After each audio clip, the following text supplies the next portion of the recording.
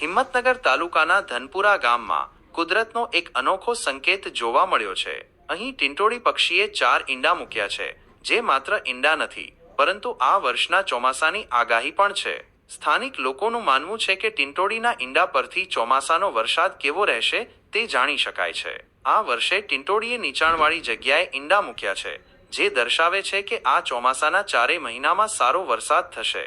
ગામના વડીલોના જણાવ્યા અનુસાર આ વર્ષે ખેડૂતોને મળશે ભરપૂર પાક અને થશે સમૃદ્ધિનો વરસાદ। જો કે હવામાન વિભાગના અધિકારીઓનું કહેવું છે કે ટીંટોળીના ઈંડા પરથી ચોમાસાની આગાહી માત્ર એક પરંપરાગત માન્યતા છે।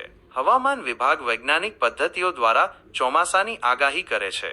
પરંપરા અને વિજ્ઞાનનો આ અનોખો સંગમ ધનપુરા ગામમાં આશાનું કિરણ લઈને આવ્યો છે। ટીંટોળીની આગાહી સાચી પડશે કે કેમ તે તો સમય જ કહેશે, પરંતુ હાલમાં તો ગામલોકોમાં ઉત્સાહનો માહોલ છે। ટીંટોળી મારા ખેતરમાં આવી હોવાની છે તે 4 એડો જમીનમાં છે અને એ પ્રમાણે ગણને તો વરસ સારું આવે।